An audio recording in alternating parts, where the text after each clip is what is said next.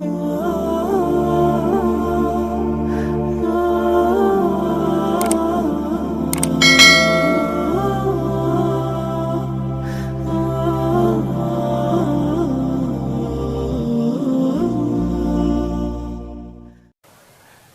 saudara-saudara sekalian, suatu ketika Sulaiman alaihi salam lagi ceramah. Kira-kira seperti sekarang. Tiba-tiba datang tamu tadi undang dan berkatalah tamu tadi, "Assalamualaikum ya Rasulullah." "Waalaikumsalam." "Mari, masuk." Masuklah tamu tadi, duduk. Nabi lanjutkan ceritanya. Belum selesai Nabi cerita, tiba-tiba tamu tadi minta izin. "Ya Rasulullah, karena ada pekerjaan saya penting, tidak bisa dimajukan, tidak bisa diundur, saya minta izin pamit dulu." Nabi Sulaiman katakan, "Silakan, pergilah tamu tadi."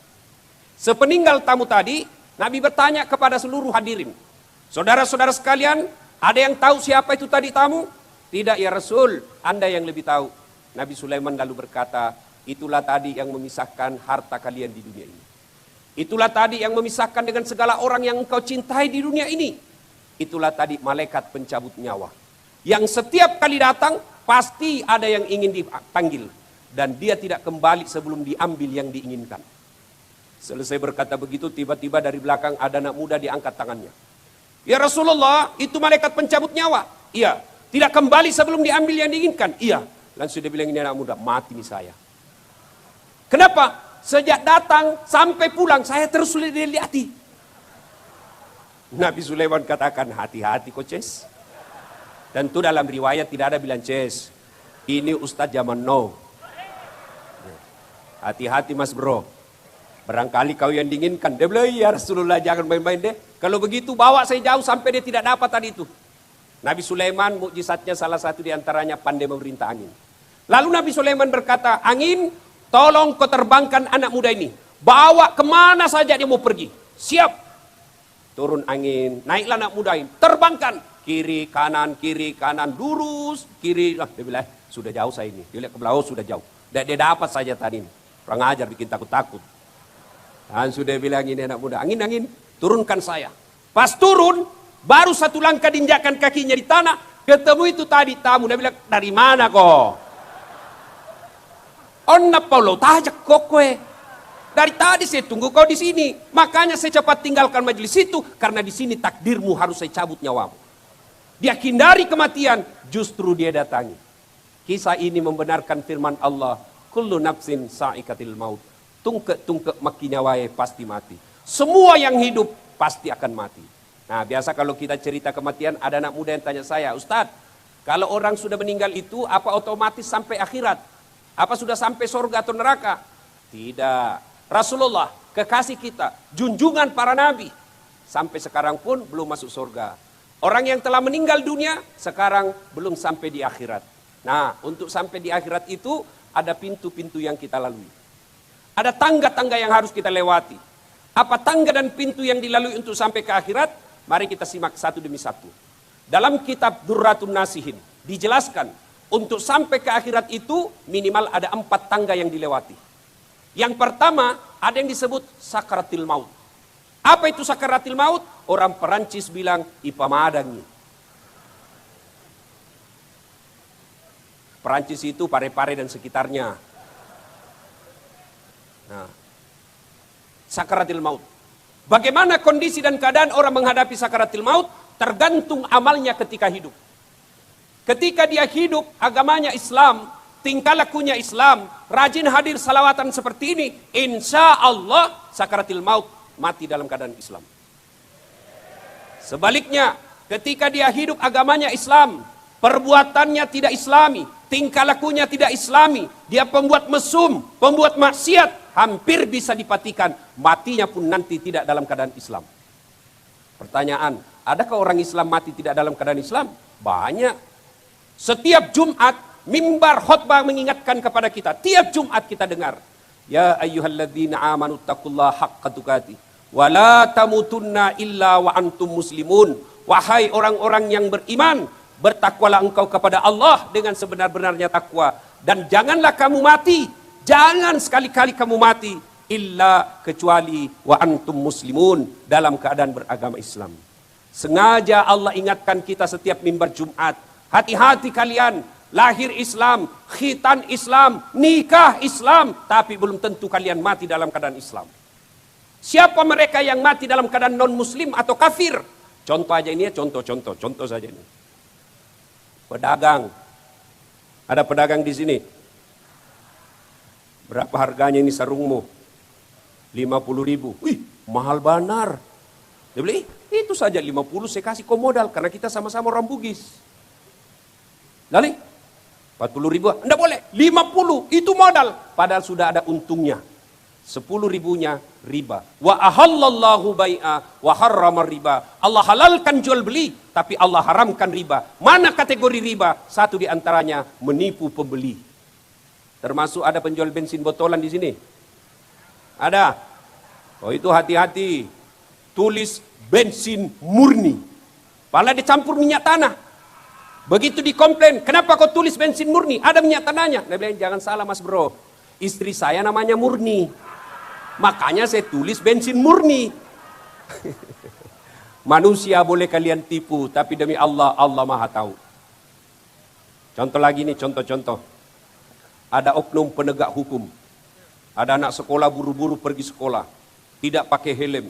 Lewat jalan raya. Nabrak, melanggar rambu-rambu lalu lintas. Didapat sama oknum ini. Kau melanggar.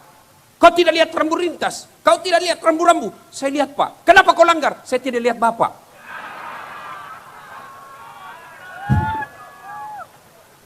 Kamu melanggar. Tilang. Aduh pak, motornya temanku ini pak. Nah, kalau begitu selesaikan di tempat. Pak, cuma 30.000 uangku kasihan. Ini juga mama saya yang kasih untuk ongkos. Sudahlah, coba lihat dompetmu. Oh betul 30.000. Ya sudah, ambil 10.000, mari 20. Makan coto.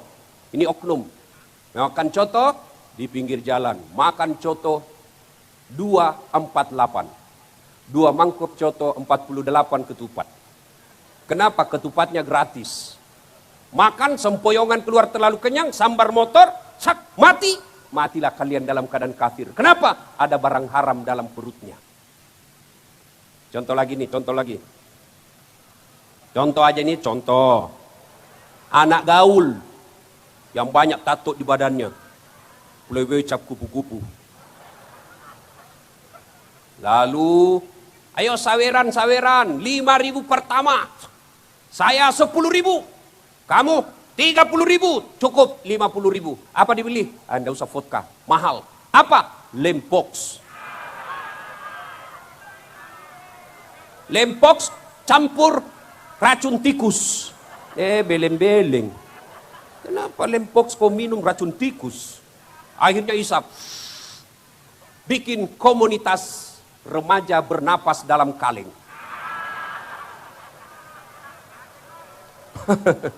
Mabuk setengah. Ya mabuk setengah lah dia ini. Dia ambil motornya. Bayangkan kalau orang mabuk setengah naik motor. Dia listrik dikira aspal. Pak, mati. Mati kafir kok bos. Innamal khamru rijsun min amalis syaitan fajtanibuhu la'allakum tuflihun. Sesungguhnya khamar dan jenisnya vodka, whisky, Jennifer, Donald, topi miring. Hafal? Saya baca.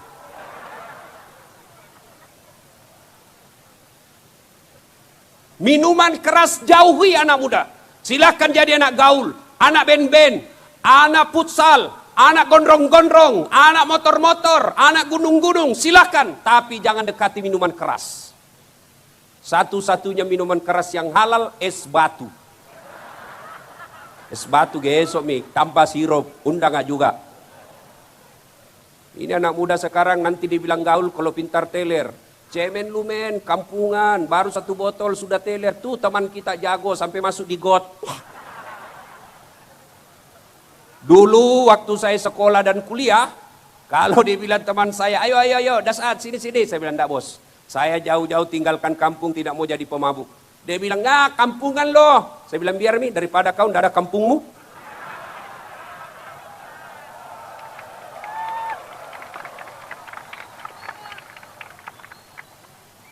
Tuh, hati-hati, jangan sampai kita mati dalam keadaan kafir. Ada ini kisah nyata Pak, saya alami. Karena itu Ustadz, kalau ada orang meninggal siapa dipanggil Bu? Kalau ada orang sakaratil maut, siapa? Ustadz. Makanya jangan pandang enteng itu Ustadz. Ada juga itu ibu-ibu matre, dia bilang sama anaknya, ndak usah kau bergaul sama itu Ustadz. Apa itu Ustadz? Baca Yasin aja dia tahu. Kan begitu Bu. Kalau ada orang meninggal, siapa dipanggil? Pak Camat. Pucat, ndak tahu ngaji. Bukannya di tanah bumbu, di sana negerinya orang.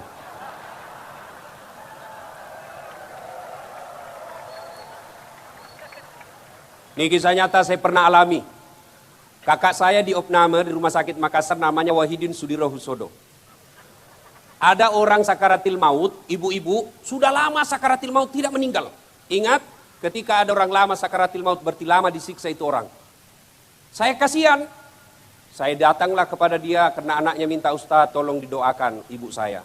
Saya bisiklah telinganya. Ibu, tolong ikut, saya ngajikan. Bismillahirrahmanirrahim. Yasin. Baru saya bilang Yasin, dia bangun, dia ambil botol aqua, dia lempar saya. Pergi kau di sini, jangan kau mengaji, panas telingaku. Kenapa ada orang barusan saya ngajikan ini panas telinganya? Saya ulang lagi, Bismillahirrahmanirrahim. Dia lempar lagi saya, basah bajuku. Saya baru sadar, oh ini peringatan dari Allah. Saya keluar, saya tanya anaknya, Bu, pintar mengaji itu ibunya? Itu dia kasihan Ustadz, ibu saya, mama ajiku tidak tahu ngaji. Haji tidak tahu ngaji. Haji kajili-jili. Banyak itu haji begini. Andai saya menteri agama, syarat menunaikan haji harus lancar ngaji. Pasti turun pendaftar.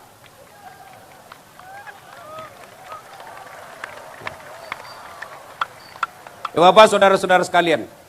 Kisah yang kedua. Bahwa sakaratil maut itu tergantung amalnya orang. Nenek saya, Kota Baru. Saya orang Bugis tapi saudara, ibu saya semua ada di Kota Baru. Nenek saya sakaratil maut, saya bisiklah di telinganya. 82 tahun nenek saya sakaratil maut waktu itu. Saya bisik, Nek, maciok ki, ikut ki Nek. Saya bacakan Yasin. Sampai 83 ayat khatam. Beberapa saat kemudian dia bilang, Melo na yolo, istirahat. Saya mau istirahat dulu. Beberapa saat kemudian meninggal. Kami cucunya semua heran. Kok bisa dia hafal? Padahal waktu sehat, tidak hafal ini surah Yasin.